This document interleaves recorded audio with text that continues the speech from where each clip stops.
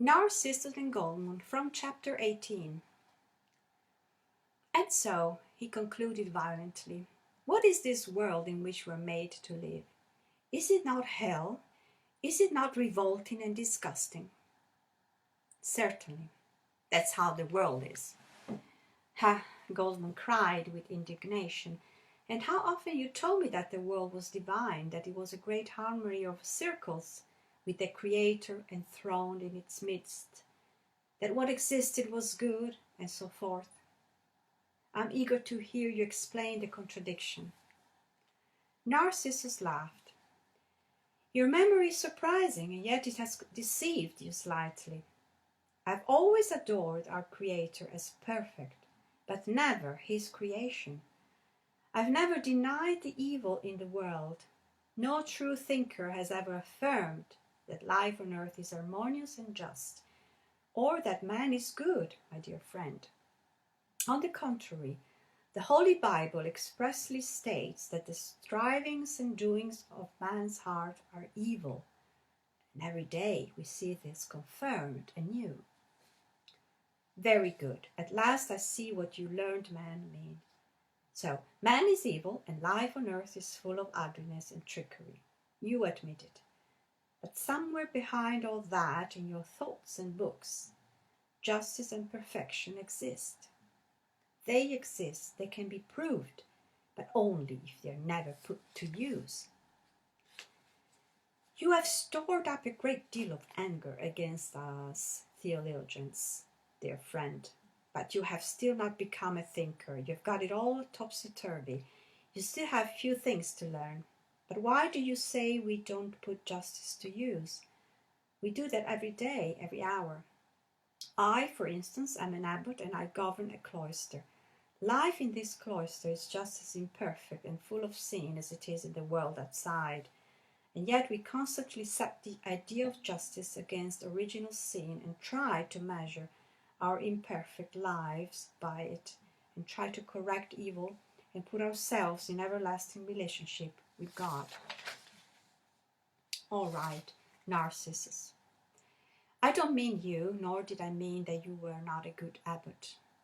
But I'm thinking of Rebecca, of the burned Jews, the mass burials, the great death, of the alleys and rooms full of stinking corpses, of all the gruesome looting, the haggard, abandoned children, of dogs starved to death on their chains.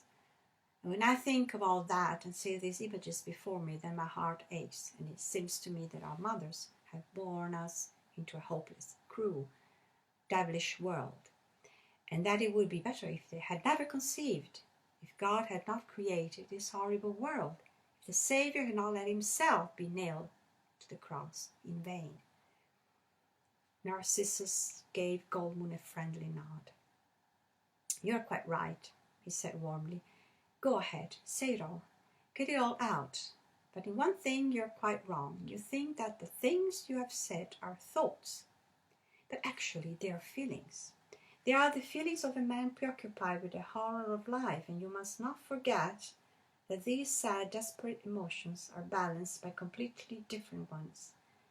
When you feel happy on a horse riding through a pretty landscape, or when you sneak somewhat recklessly into a castle or at night to court a count's mistress, then the world looks altogether different to you, and no plague-stricken house or burnt Jew can prevent you from fulfilling your desire. Is that not so? Certainly, there is so, because the world is so full of death and horror. I try again and again to console my heart and to pick the flowers that grow in the midst of hell. I find bliss, and for an hour I forget the hour. But that does not mean that it does not exist. You express that very well.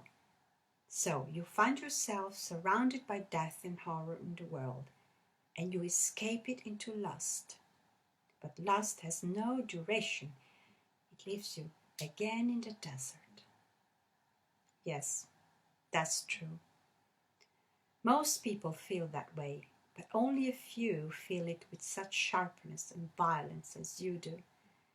Few feel the need to become aware of these feelings. But tell me, besides the this desperate coming and going between lust and horror, besides this seesaw between lust for life and sadness of death. Have you tried no other road?